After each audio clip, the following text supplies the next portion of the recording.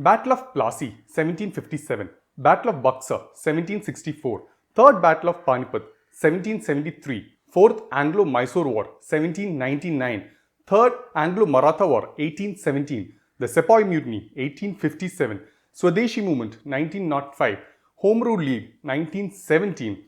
Non-Cooperation Movement, 1921. Civil Disobedience Movement, 1930. Quit India, 1942. And the Indian Independence, 1947. How can anyone remember all these years and events while studying history? Well, stay tuned to find out. This is Stand-Up Co-Study.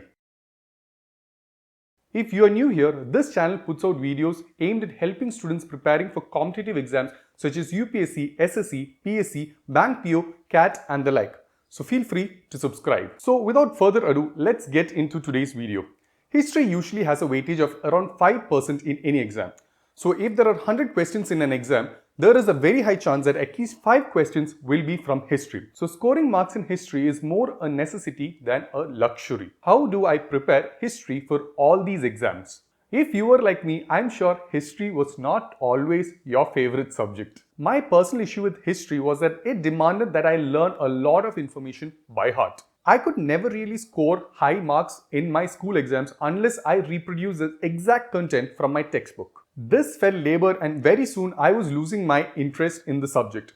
The only positive is that the Indian history has a clear end point, 1947. Even though everything that has happened since you have started watching this video is technically history. This form of learning also created another issue. I could not connect one event with another. There is no coherence in my learning. I could recollect everything from a particular event, but I could not really connect it with the larger picture.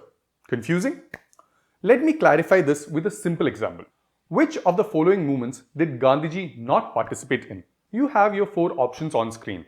Champaran Satyagraha, Swadeshi Movement, Civil Disobedience Movement and the Non-Cooperation Movement. Now you could answer this question if you know all the movements that Gandhiji participated in. Or you could also try elimination based on the year of these movements. But for that, you must first know which years these movements happened and also the year in which Gandhiji returned back to India. If you know 2 pieces of information, that Gandhiji arrived back in India in 1915 and that the Swadeshi movement happened in 1905, you could easily answer this question. The solution to this question is connecting these 2 events. This brings me to the easiest way to study history, the timeline method. Let me ask you a question. What exactly is history at its most basic level? It is a collection of stories. How about you think of modern Indian history as a movie where the hero named India falls into this oppressive regime of the villain, the Great Britain of course. And then this movie talks about how our hero fights her way to eventual liberation and freedom. Sounds a whole lot more interesting, doesn't it? In this scenario, you would follow the character arc of the hero. From how the hero fell into the oppression of this brutal villain, the suffering the hero endures, and how the hero rose above all odds to eventually defeat this humongous villain in true David versus Goliath fashion. Then you could easily remember the chronology of events like how you would remember the story arc of a movie. You would remember that scene before the interval, the punchline delivered by various co-stars in this movie, what scene comes next and why it so happens. You will have a connection to the entire story. This essentially is the timeline method of remembering history. What we first need to create is a broad timeline of the key events that encompasses our modern history.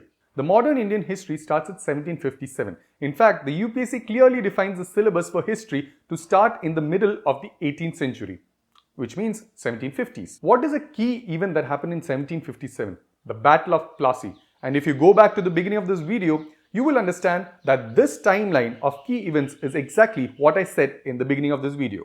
Once you get this timeline covered, you could then proceed to fill in the gaps. For example, one of the more popular areas where questions come from is from 1905, where the partition of Bengal happens, to 1911, where the partition of Bengal was cancelled. The key events that happen in between are the Swaraj Declaration, the Swadeshi and Boycott movement, the Surat split, and of course, the Morley-Minto reforms. But do I need to learn all these events by heart? Not at all, because this is basically a subplot in our bigger picture. The fact is, the 1905 partition of Bengal is what led to the Swaraj Declaration, which was to be attained through the Swadeshi movement, which ended owing to the moderate extremist split at Surat, which is known as the Surat split, and the British response to this entire event was the Morley Minto reforms. Sounds like a lot, but each event is actually the result of the earlier event and also the cause of the subsequent event. So if I know the broad timeline first, I could easily fill up the blanks later, one subplot at a time. This will also help with our revision because now we can revise history in blocks. The blocks which are basically the subplots that we created from the larger timeline above. Now for the next question, how to effectively fill in these blanks and remember more details. For that, we need to read more on the event and not study it.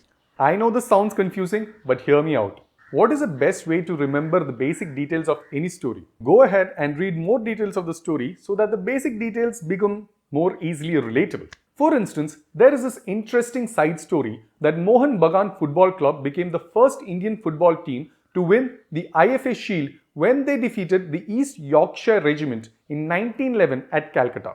Now remember the year 1911. What was the significant event that happened in 1911? Yes, you got it. It is the cancellation of the partition of Bengal. There is a suggestion that the humiliation of being defeated by an Indian football team forced the British to actually shift their capital from Calcutta to New Delhi after annulling the partition of Bengal. Now there is a lot of history to be learned from this simple story. Apart from Mohun Bagan being the first Indian team to win the IFA Shield, you learn that the capital of British India was not always Delhi.